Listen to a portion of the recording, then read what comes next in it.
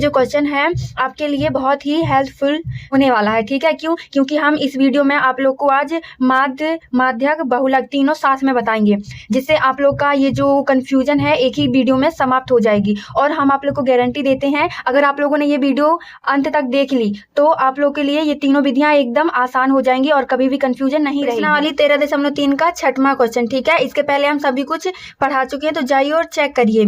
तो चलिए आज की क्लास को हम स्टार्ट करते हैं। क्वेश्चन क्या कहता है, एक स्थानीय टेलीफोन निर्देशिका से 100 कुल नाम लिए गए और उनमें प्रयुक्त अंग्रेजी वर्णमाला के अक्षरों की संख्या का निम्नलिखित बारंबारता बंटन प्राप्त हुआ है, ठीक है। इसमें जो क्वेश्चन क्या कह रहा है, स्थानीय टेलीफोन। अब आप लोग कहेंगे ये टेलीफोन क्या होता है, शायद कुछ लोगों ने नहीं देखा होगा, ठीक है। तो चलिए स्क्रीन में हम आप लोग को दिखाते हैं। तो देखिए ये दिया हुआ है टेलीफोन। स्थानीय मतलब होता है एक जगह पर स्थित हो, मतलब किसी स्थान पर ये टेलीफोन लगा हुआ है। निर्देशिका से 100 कुल नाम, मतलब कि 100 है, वो कितने कुल नाम की संख्या कितनी है, 100 है। तो लिए गए और उनमें प्रयुक्त अंग्रेजी वर्णमाला के अक्षरों। अब अंग्रेजी वर्णमाला जैसे क्या होता है, ABC A to Z तक, ठीक है। ये अक्षर की संख्या का निम्नलिखित बारंबारता बंटन प्राप्त हुआ। तो अब सारणी क्या दी हुई है कि अक्षरों की संख्या ये दी हुई है कि 1 से 4 के बीच में कुल 6 नाम हैं। और 1 से 4 मतलब 4 तक क्या आता है, A से D तक कुल 6 नाम के बच्चे, कुछ भी मान सकते हैं। और यहाँ पे 4 से 7 के बीच में कितने हैं, 30 लोग हैं। 30 निर्देशिका भी बोल सकते हैं। निर्देशिका मतलब क्या होता है, जो निर्देश देते हैं, ठीक है। और यहाँ पे किताब में क्या किया, उसने गलती कर दी। यहाँ पे 29 लिखा है, तो यहाँ पे 16 से 19 आएगा, ठीक है। तो इसमें क्या क्या हमें ज्ञात करना है कि कुल नामों में माध्यक अक्षरों की संख्या ज्ञात कीजिए। कुल नामों में माध्य अक्षरों की संख्या ज्ञात कीजिए, साथ ही कुल नामों में बहुलक ज्ञात कीजिए। मतलब कि ये जो, तो चलिए हम इसकी सारणी बना लेते हैं। अगर आप लोगों ने ये तीनों विधियां नहीं सीख ली तो फिर बताइएगा, ठीक है। तो चलिए हम देख लेते हैं क्या कहता है। तो हम सबसे पहले यहाँ पे एक सारणी बना लेते हैं। तो देखिए हमने यहाँ पे सारणी बना दी है, ठीक है। तो यहाँ पे अब हम क्या ज्ञात करेंगे, आप लोग जानते हैं कि जब हम माध्यक ज्ञात करते हैं तो उसमें हमें किसकी ज़रूरत होती है, संचयी बारंबारता की, ठीक है। तो हम यहाँ पे लिख देंगे माध्यक, क्योंकि हमें माध्यक ज्ञात करना है तो लिखेंगे माध्यक विधि से, ठीक है। ये हमने लिख दिया। अब हम यहाँ पे क्या लिखेंगे, संचयी बारंबारता। तो यहाँ पे संचयी बारंबारता, इसे हम किससे दर्शाते हैं, CF से, ठीक है। तो ये हो गया। संचयी बारंबारता कैसे निकालते हैं कि इसके ऊपर जो कुछ होगा, संचयी बारंबारता हम कैसे निकालते हैं, एक दूसरे को जोड़ कर निकालते हैं। तो चलिए देरी नहीं करते हैं, हम जोड़ देते हैं। तो 6 के ऊपर कुछ है क्या, नहीं है ना, तो हम यहाँ पे 6 ही लिख देंगे। और फिर यहाँ पे 6 के ऊपर क्या है, और फिर यहाँ पे 30 के ऊपर क्या है, 6 है। तो यहाँ पे लिखेंगे 6 + 30 बराबर कितना हो जाएगा, यहाँ पे 36 आ जाएगा। तो इन दोनों को जब हमने जोड़ा तो कितना आया, 36 आया। तो क्यों ना अब हम इसमें इसको ऐड कर दें, क्योंकि इन दोनों को जोड़ के ही तो 36 आया है। तो क्या मतलब है कि हम इन दोनों को अलग अलग जोड़ें, ठीक है।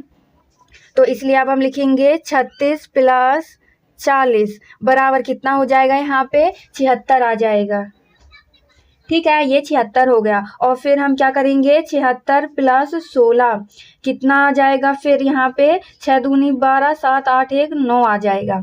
और फिर जब हम 92 में कितना जोड़ेंगे, 4 जोड़ेंगे, तो फिर कितना आ जाएगा, यहाँ पे 96 आ जाएगा। और फिर जब हम 96 में 4 जोड़ेंगे तो कितना हो जाएगा, यहाँ पे फिर 100 आ जाएगा, ठीक है। तो यहाँ पे एक चीज़ अपन को पता चल गया कि जो हमने जोड़ निकाला है वो एकदम सही है, क्योंकि देखिए आप लोग क्वेश्चन में भी यहाँ पे 100 कुल नाम दिए गए हैं। तो हमने इन सभी को जोड़ के ही तो यहाँ पे 100 लाए हैं, ठीक है। तो हम क्या करते हैं, यहाँ पे n बराबर 100 लिख देते हैं। और जब हम n/2 का मान निकालेंगे तो इसमें 100 में 2 से भाग दे देंगे, तो यहाँ पे क्या आ जाएगा, फिर 50 आ जाएगा, ठीक है। ये याद कर लिया। अब यहाँ पे हमें किस किस चीज़ की ज़रूरत है, जिसकी ज़रूरत है उसे हम लिख लेते हैं। पहले हम माध्यक का सूत्र लगाएंगे, तो लगाएंगे माध्यक बराबर क्या होता है, L + n/2 - CF/F × H, ठीक है, तो हमें n/2 का मान तो पता चल गया है, कितना है 50 है। अब यहाँ पे हम क्या कर लेते हैं, जब भी आप लोग माध्यक निकालिएगा, ठीक है, सबसे पहले क्या याद रखना है कि हमको f ज्ञात करना है। ठीक है, f क्या होती है, माध्यक वर्ग की सर्वाधिक बारंबारता। तो बारंबारता जो होती है इसका कोई क्रम नहीं होता है, तो कैसे भी दिए रहते हैं, ठीक है, चाहे बढ़ा दे चाहे घटा दे उसका क्रम, तो इसे हम f से प्रदर्शित करते हैं। ठीक है, तो इसमें हम देखेंगे कि सबसे ज़्यादा बारंबारता वाली संख्या कौन सी है, तो ये 40 है। ठीक है, तो क्यों ना हम इसे लॉक कर दें क्या, ठीक है, तो कर देते हैं हम इसको लॉक, तो जिससे आप लोग को पहचानने में ज़्यादा कठिनाई नहीं होगी। तो ये हमने इस वाली लाइन को लॉक कर दिया। अगर आप लोग f पहचानना सीख जाएंगे तो समझ लिए माध्य विधि आप लोग को समझ में आ गई। तो f हमने जान लिया। अब हम इसमें क्या जानेंगे, l क्या होता है, पहले हम f लिख दें। ठीक है, तो f बराबर कितना दिया हुआ है 40, अब कॉमा, अब l क्या होती है, माध्यक वर्ग की निचली सीमा। तो ये जो होता है ना, ये वर्ग अंतराल भी बोल सकते हैं इसे। ठीक है, तो ये दिया हुआ ये क्या है, यहाँ पे ये माध्यक वर्ग की निचली सीमा है। ठीक है, तो हम यहाँ पे l बराबर 7 कर देंगे, तो यहाँ पे आ जाएगा 7। अब क्या करेंगे हम, n/2 का मान तो हमको मिल गया है, तो लिखेंगे n/2 बराबर 50, फिर कॉमा लगाएंगे CF। अब CF क्या होती है, CF यानी संचयी बारंबारता। ठीक है, अब हम संचयी बारंबारता को इस वाले खंडे में देखेंगे।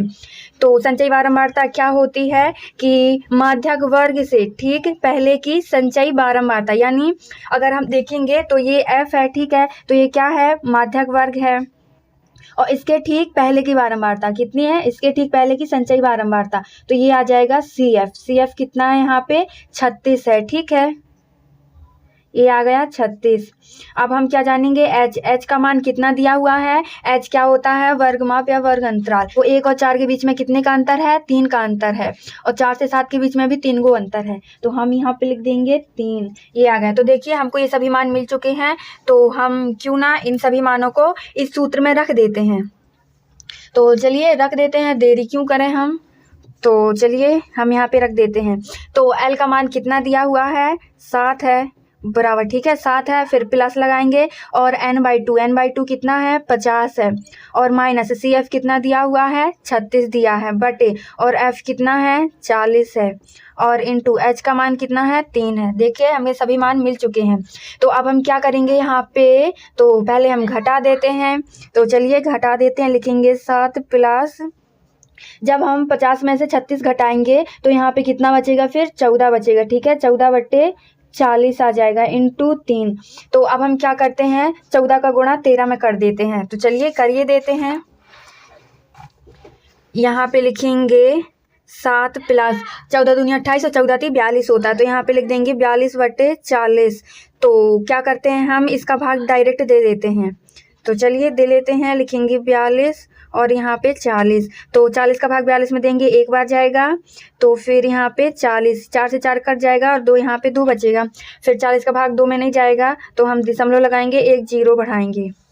ठीक है, फिर भी नहीं जा रहा है, तो क्या करेंगे, फिर से एक 0 बढ़ाएंगे। तो जब हम एक साथ में 2 बार 0 बढ़ाते हैं तो एक बार 0 ऊपर भी आ जाता है। अब जाएगा 4 पंचे 20, यानी 40 पंचे 200, ये पूरा कट गया है। ठीक है, तो यहाँ पे कितना आ जाएगा, 7 प्लस 1.05। तो जब हम इन दोनों को जोड़ेंगे तो कितना आ जाएगा, यहाँ पे आ जाएगा 8.05। ये इसका आंसर हो गया। ठीक है, ये हमने निकाल लिया आंसर। तो हमें माध्यक क्या प्राप्त हुआ, 8.05। ठीक है, अब हम इसी क्वेश्चन का हम बहुलक ज्ञात करेंगे। ठीक है, फिर हम इसके बाद इसका माध्य ज्ञात करेंगे। तो अब हम यहाँ पे लिख देते हैं बहुलक विधि से। चलिए लिख देते हैं, दूसरी विधि कौन सी है, बहुलक।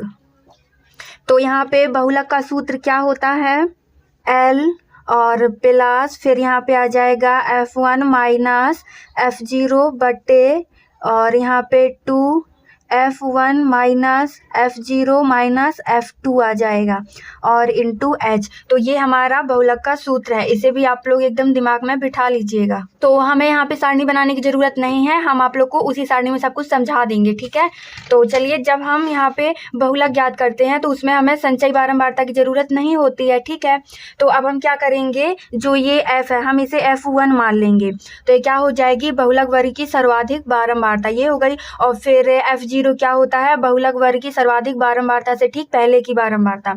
तो यहाँ पे क्या आ जाएगा, 30 आ जाएगा F0। ठीक है, ये हो गया। और फिर तीसरा क्या आता है, F2। तो यहाँ पे ये क्या हो जाएगा, बहुलक वर्ग से ठीक बाद की बारंबारता। ठीक है, तो ठीक मतलब होता है उसके जस्ट तुरंत, ये नहीं कि एक छोड़ के फिर उसे दूसरा लगाएं, ऐसा नहीं। ठीक है, ठीक मतलब होता है तुरंत। ये हो गया। और h का मान तो पता ही है कितना है, 3 है, और l का मान भी पता है कि 7 है। तो चलिए अब हम इन सभी मानों को इसमें रख देते हैं। एक बार क्यों ना हम इन सभी मानों को लिख लेते हैं। तो l का मान कितना दिया हुआ है, यहाँ पे l का मान दिया है 7, फिर कॉमा लगाएंगे। h का मान कितना दिया है, 3, और फिर F1 का मान कितना दिया हुआ है, यहाँ पे दिया हुआ है 40, और फिर F0 कितना दिया हुआ है, 30 दिया है, और F2 कितना दिया हुआ है, 16 दिया है। तो ये इन सभी मानों को हम इसमें पुट कर देते हैं। तो चलिए करिए देते हैं। तो L का मान है, लिखेंगे बहुलक बराबर 7 प्लस, और F1 का मान कितना दिया हुआ है, यहाँ पे 40 माइनस, और F0 कितना है, 30 है, बटे कितना लगाएंगे हम, यहाँ पे F1 40 है, और 40 का गुणा 2 में करेंगे, तो यहाँ पे 40 दूना 80 आ जाएगा, और माइनस F0 कितना है, 30 है, फिर माइनस लगाएंगे, और F2 कितना दिया हुआ है, 16 दिया है, इंटू H कितना है, 3 है। तो जब हम 40 में से 30 घटाएंगे तो कितना आ जाएगा, यहाँ पे 7 प्लस, यहाँ पे आ जाएगा 10, और 36, 80 ये है, और माइनस माइनस दोनों सेम है, तो इसलिए हम इन दोनों को जोड़ देंगे। तो कितना आ जाएगा, यहाँ पे ये 40 और 6 46 आ जाएगा। ठीक है, तो यहाँ पे कितना आ जाएगा, 46, तो 80 माइनस 46 इंटू 3। तो अब हम क्या करेंगे, 7 प्लस 3 का गुणा इसमें कर देंगे, तो कितना आ जाएगा, यहाँ पे 30, और जब हम 80 में से 46 घटाएंगे तो यहाँ पे कितना बचेगा, 34 आ जाएगा। ठीक है, अब क्या करेंगे, हम 34 का इसमें डायरेक्ट भाग देंगे। तो फिर यहाँ पे आ जाएगा 7 प्लस, कैसे भाग देंगे, 30, यहाँ पे 34 30 से तो बड़ा है तो भाग तो जाएगा नहीं, तो हम यहाँ पे 1 शून्य बढ़ा देंगे, तो ऊपर दशमलव लग जाएगा। फिर ये कितनी बार में जाएगा, 8 बार में जाएगा। ठीक है, तो यहाँ पे क्या आ जाएगा, 8 चौके 32, और 8 दूनी 16, 8 तेईस 24, 25 26 27 आ जाएगा। और फिर जब हम इसको घटाएंगे तो कितना आएगा, यहाँ पे आ जाएगा 8, और 9 में से 7 जाएगा तो 2, और कटा वटा हो जाएगा। ठीक है, और फिर से भाग नहीं जाएगा तो हम एक 0 लगाएंगे, फिर ये 8 बार में जाएगा, तो 8 बार में कितना जाएगा, 272। तो जब हम इसको घटाएंगे तो कितना आ जाएगा, यहाँ पे 8 बचेगा। ठीक है, इतना ही। ठीक है, तो हम यहाँ पे लिख देंगे 0.88। तो जब हम इन दोनों को जोड़ेंगे तो क्या आ जाएगा, 7.88। ये हमारा क्या आ गया, बहुलक आ गया। अगर आप लोग को वीडियो पसंद आ रही हो तो लाइक करिए, और हाँ, चैनल को सब्सक्राइब करना मत भूलिएगा, और ज़्यादा से ज़्यादा सपोर्ट करिए। ठीक है, तो अब हम क्या देखेंगे, इसका माध्य विधि देखेंगे। तो माध्य विधि कौन सी विधि से देखेंगे, माध्य को हम इसकी प्रत्यक्ष विधि से देखेंगे। तो प्रत्यक्ष विधि के लिए हमें सारणी बनानी पड़ेगी। तो चलिए सारणी बना लेते हैं। तो अब ये है तीसरी विधि, ये क्या है, माध्य। ठीक है, माध्य को हम प्रत्यक्ष विधि से ज्ञात करेंगे। क्यों ज्ञात करेंगे, क्योंकि ये प्रत्यक्ष विधि सबसे छोटी विधि होती है। तो इसका सूत्र क्या होता है, यहाँ पे होता है x बार। तो x बार को हम माध्य से प्रदर्शित करते हैं। ठीक है, तो माध्य को हम x बार से प्रदर्शित करते हैं। यहाँ पे आ जाएगा summation fi xi into summation fi। ठीक है, तो ये हो गया। ये क्या है, इसे हम fi मान लेंगे, और xi क्या है, हम वर्ग चिन्ह निकालेंगे। ठीक है, तो यहाँ पे लिख लेते हैं वर्ग चिन्ह, इसे हम xi से प्रदर्शित करते हैं। ठीक है, तो xi हम कैसे निकालेंगे, लिखेंगे ऊपरी वर्ग सीमा प्लस निचली वर्ग सीमा बटे 2। तो चलिए यहाँ पे हम लिख लेते हैं वर्ग चिन्ह बराबर, वर्ग चिन्ह को हम xi से प्रदर्शित करते हैं। तो लिखेंगे ऊपरी वर्ग सीमा प्लस निचली वर्ग सीमा बटे यहाँ पे 2 आ जाएगा। अब बराबर ऊपरी वर्ग सीमा क्या है, ऊपरी वर्ग सीमा यहाँ पे कितनी है, इसे हम ऊपरी वर्ग सीमा मानेंगे, और इसे निचली। तो ऊपरी वर्ग सीमा 4 है प्लस 1, तो यहाँ पे क्या आ जाएगा, बटे 2। तो यहाँ पे जब हम जोड़ेंगे तो 5 बटे 2 आ जाएगा, 2 का भाग इसमें देंगे तो कितना आ जाएगा, यहाँ पे 2.5 आ जाएगा। ठीक है, तो हम यहाँ पे लिख देंगे 2.5। अब जब हम 4 और 7 को जोड़ेंगे तो कितना आ जाएगा, 11 हो जाएगा। और 11 में हम 2 का भाग देंगे तो कितना आ जाएगा, यहाँ पे 5.5 आ जाएगा।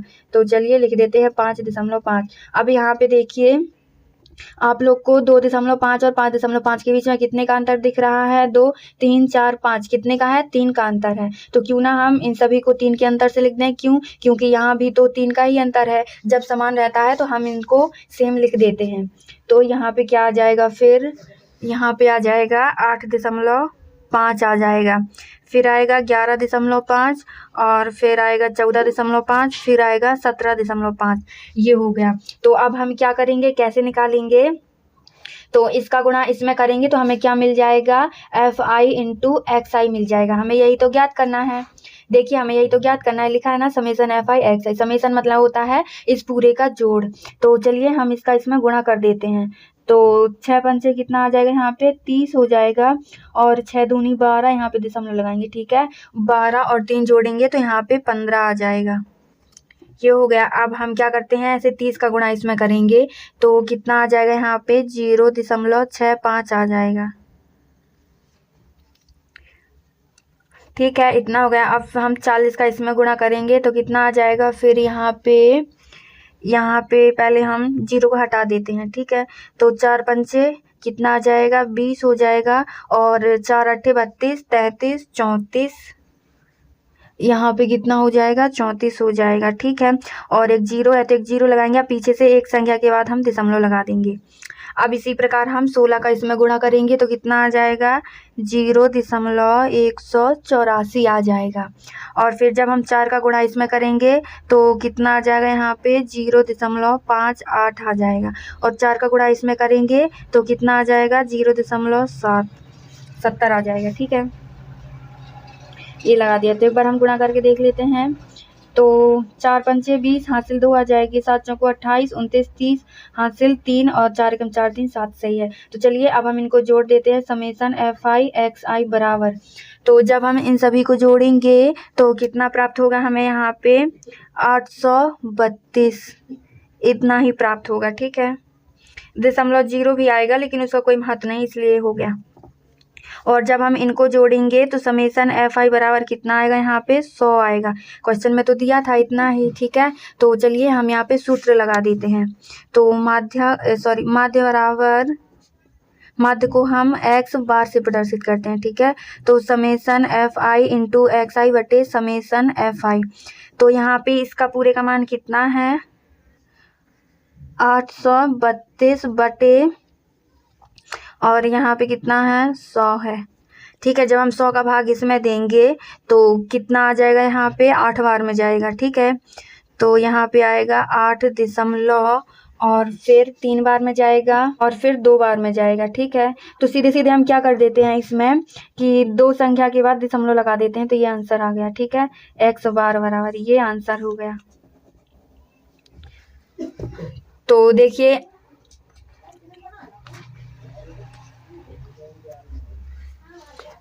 तो आप लोग को आज की वीडियो कैसी लगी, पसंद आई हो तो लाइक शेयर कमेंट करना मत भूलिएगा। तो चलिए मिलते हैं कल हम एक न्यू क्लास के साथ।